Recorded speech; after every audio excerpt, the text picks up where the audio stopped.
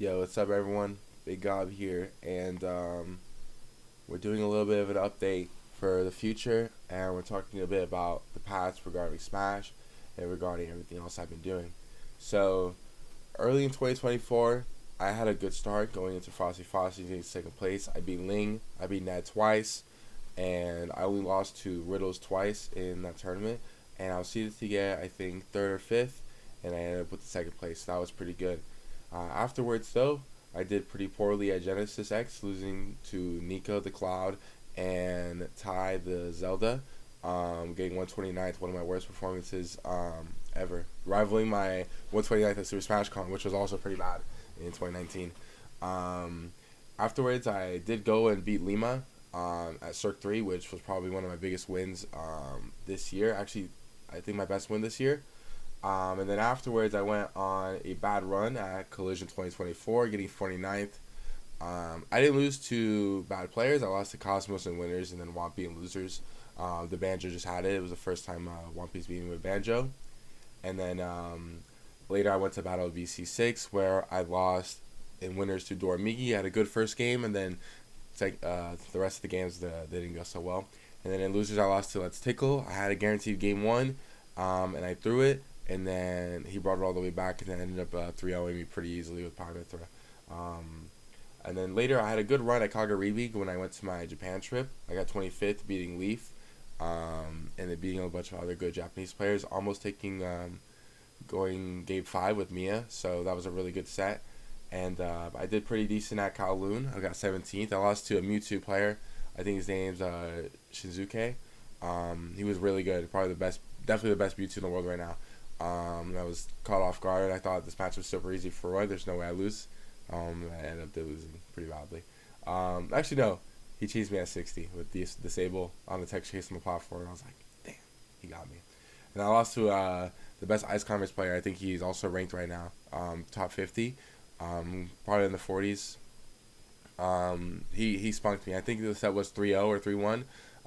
He just knew what he was doing, and it was so hard to keep up with what he was doing. But he gave me a lot of advice after, so I feel a lot more confident in the Ice Climbers matchup afterwards. And then when I got back to America, I didn't do that good at MomoCon. I think I got pretty destroyed in winners by, it was Cola. I think I got destroyed by Cola in winners. And then losers, I had to fight Riku, and Riku had beat me at CEO the year before, and I wanted to get my run back this time, but I ended up getting destroyed. Later on, though, I ended up fighting Riku at, I think, at a different tournament. I forgot, and I was able to beat him, I think, twice in the same tournament, or maybe just once. But I did get my run back against Riku, Steve. And then starting off to the second start of the year, or the second half of the year, I got 7th place at CEO, which was my first top 8, and it meant a lot to me because getting top 8 at CEO, which is Orlando, an Orlando major, and being able to do that long walk into the arena, that meant a lot to me. That was really cool. And I got 7th there. I lost to, in 7th place, I lost to Kobe. We had a really nice set. And I think I beat someone pretty good there, but I forgot who it was. I wasn't seated that high. At Patchwork, I ended up getting 9th place. I choked a really good lead. I was up 2-0 into Monty's Game & Watch, and he just had it at the end of the set. And I forgot who I lost to in winners. Yeah, I just forgot who I lost to in winners, actually. Warehouse Wars, a few weeks after that, I actually did pretty good. I beat Omega in winners, which was really good because he's beat me the last 2 times we played. And whenever I talk to Cole about Joker, he's like, bro, Joker Roy's trash, 7-3. And maybe I was an optimist. I was like, nah, it's not that bad of a matchup. Can't be that bad. And I was able to beat Omega there 3-1. I wanted it to be 3-0. It was looking really close on game 3, but or game 2. But he clutched out. It was a really good clutch, and I was scared that he'd get the reversal on me. Then I ended up losing to a redacted player in losers, and then Zomba in winners. And Miyazawa had a better set in winners than we did at a past event. I think we actually did maybe fight at Patchwork or another past event. But it was a good set nonetheless. And then afterwards, I went to Supernova. I was going really confident into this tournament, despite my opponents. I was fighting Tamapi Daifuku, which was the best Bayo in Japan, and one of the best players in Japan overall. And having beat Lima the same year, I felt pretty confident in going into it. But when I was trying to look for practice against for Bayo players, none of the Bayo players wanted to help me. The only one that did help me was Demon, but the speed difference between Tama P and other Bayos was just too. It was too different, so I felt so outpaced going into it because I felt he would approach me at a slower speed. And the better players in Smash are so much faster than anyone below them. So I was like, okay, let's work on that. I spent my month of September practicing, and then in Circ 4 I got ninth place. I had a really good run at that event. Despite it having a low entry count, it was really stacked. I beat Louis Money in winners 3-0, I think, or 3-1. And he actually ended up getting ranked top 40. I think this is his highest ranking in a very long time, so I'm super proud of Louis Money. Congrats to you. I'm glad my loss didn't bring you down too much. And I ended up beating Snow, who I guess my win over him didn't bring him down too much. He's 19 in the world right now. So he's also from Japan, best Mario in the world. So it's really cool that even after some ups and downs, and a lot of downs in my personal opinion, I was able to beat a lot of the best players. In the week after, I got 33rd. I think I beat Danny to get out of pools with the reverse 3-0. I was pretty happy about that because just reverse 3-0ing someone in general feels really good. Especially when I beat this person before and like this person's so close to being right now because they've improved so much, they practiced so much. And to just know that I still got it against him is a really good feeling. And then afterwards, the next day, I fought Zamba. And I had a really good game one that I think I should have taken. I spiked him really early or I spiked him later in the game when I was at a massive deficit and I should have clutched up, but I misplayed and he got me. And then he just steamrolled me for the next two games. And then losers, I was fighting Elijah Min, probably the best Shulk in Canada, one of the best Shulks in the world. And I was beating him, and then I'm at like 30. He's at like 150. He sends me off stage. And I'm like, all right, let's just not mess up this recovery. Let's try to like make this good. And he just drops zones, big forward air, smash hard, and he nukes me at 45%. And then I explode, and I was like, wow, that's pretty good.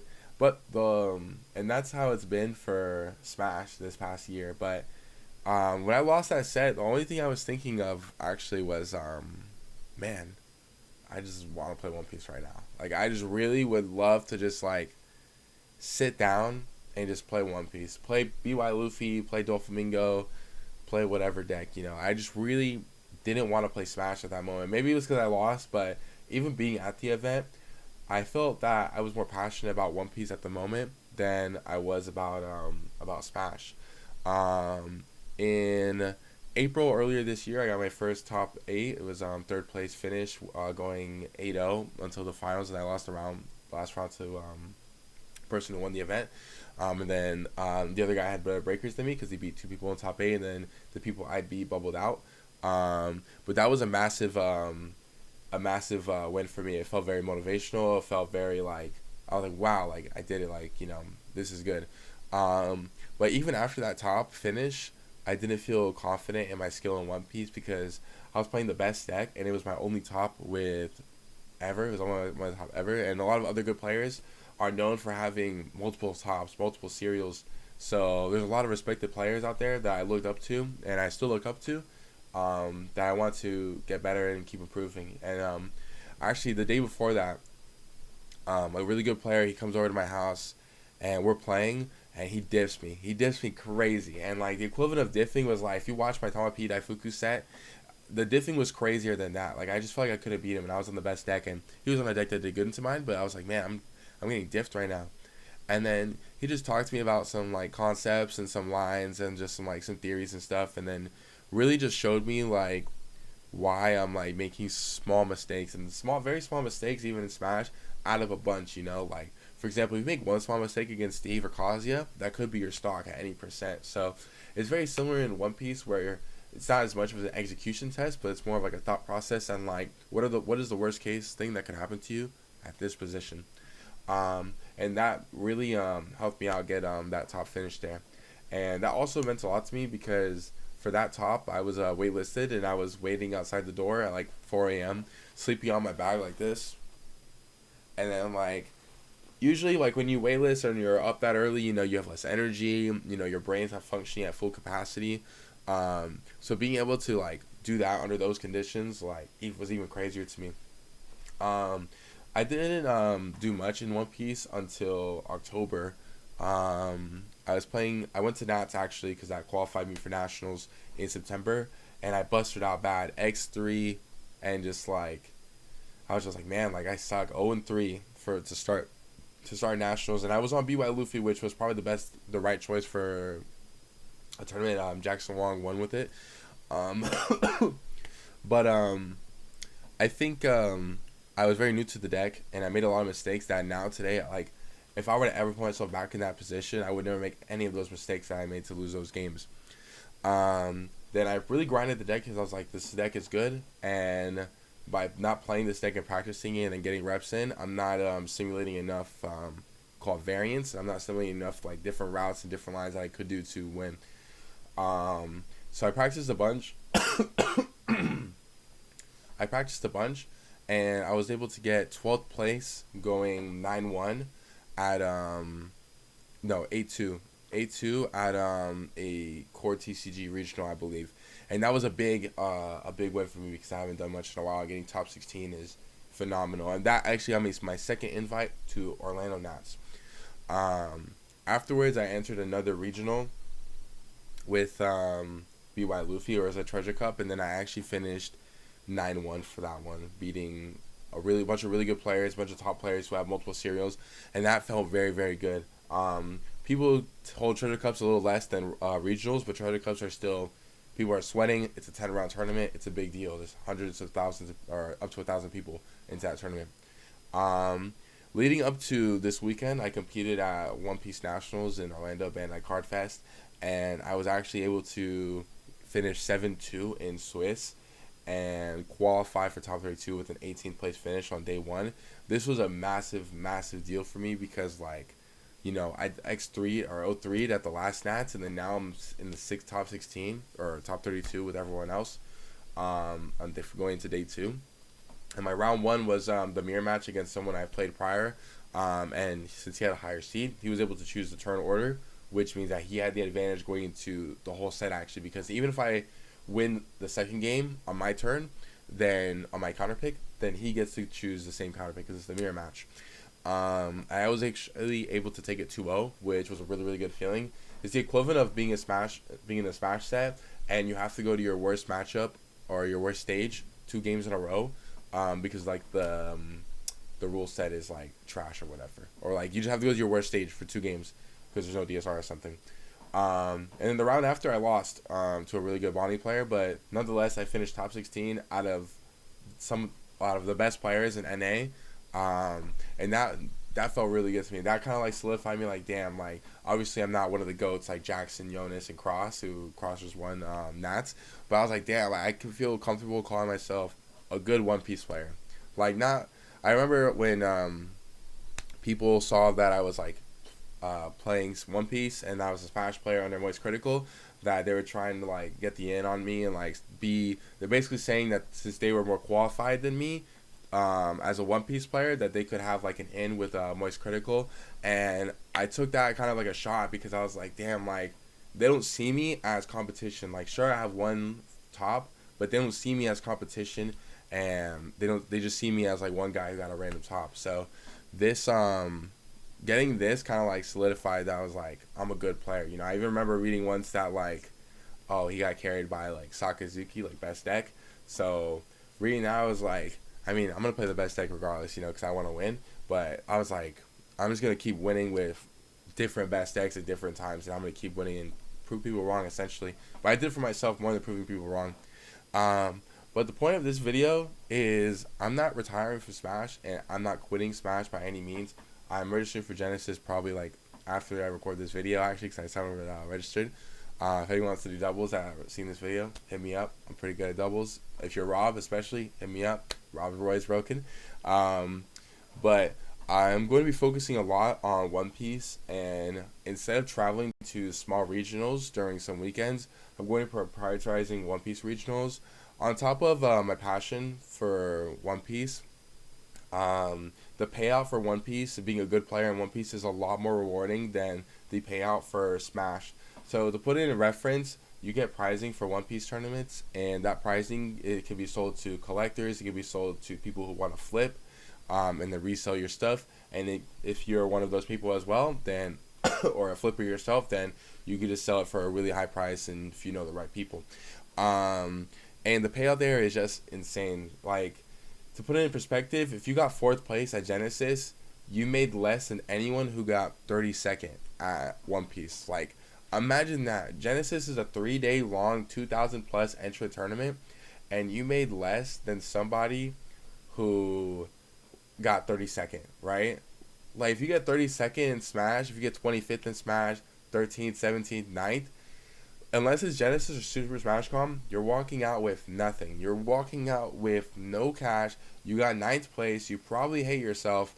You probably are like, man, I freaking suck. Like, this sucks. Everything sucks. I'm not good at the game. You know, like, getting 9th place in Smash is the worst feeling in the world. Because on top of, like, you know, you're outside the top 8. You're not in the graphic. You know, you're not a finalist. You don't have to wait for that finalist queue if you're not going to day 3, you know.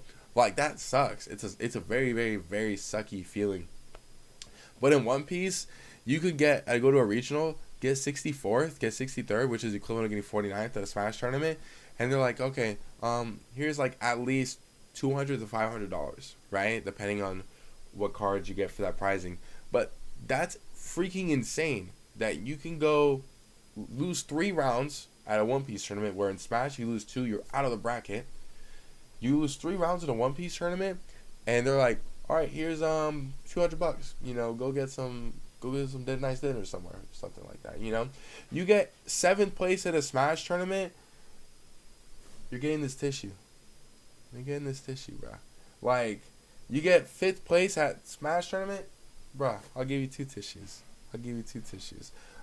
Like in order to make a return profit in Smash, not only do you have to be sponsored and have a really good sponsor and a really good contract with your sponsor, you have to get top 2 easily to, like, return a profit, you know, or to make any money, you know. I'm very blessed and lucky to be on Moist Esports. I'm very happy that I'm in this position. But for a lot of other my fellow competitors in Smash, like, to be a free agent and traveling to California to compete at Genesis, where you're paying $140 for registration, and then you're in California, so you're paying $300, $250, $200 a night at your hotel room, especially if you want to get the venue hotel. Venue hotel is probably like $300 to $500 a night. Never get to stay at the venue hotel for Genesis. And on top of that, food's so expensive there. And on top of that, your flight to Genesis is probably expensive, especially if you're not coming from, like, somewhere in California or a very busy airport. Thankfully, I live in Orlando, so I have a very busy airport. But you're spending a lot of money. And the only way you're going to make any return value is if you get 3rd or 2nd or 1st. So imagine that, but as a One Piece player, you get, obviously it's backed up by IP, but you get pricing for just being at the event. They really pay you to go to the event. Like, that, you pay $30 no matter what tournament it is. If it's a regional, if it's a treasure cup, if it's nationals, if it's a case tournament, usually comes down to $30. You're paying $30, and they're like, all right, you signed up, here's 6 packs. You know, 6 packs is like, sometimes even more than $5. So they really pay you in packs. You know, good luck, open your packs. You know, you could get a $30 card. You know, you make back the money that you spent for the event.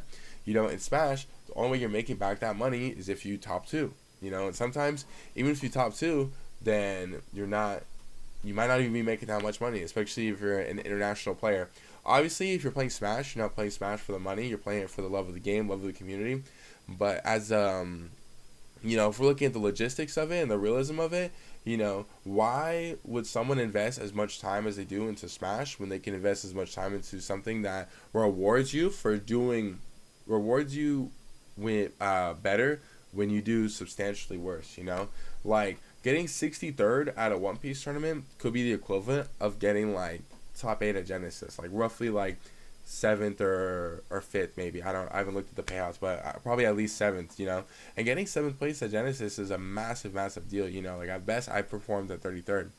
So, I'm not retiring from Smash, But I'm going to be making content for One Piece. I'm going to be making content for Smash. I'm going to be always prioritizing Smash majors. The only reason why I didn't go to Let's Make Big Moves in New York is because Nationals for One Piece is kind of like the genesis of Smash, you know? Like, this is the biggest thing. You do not miss this event.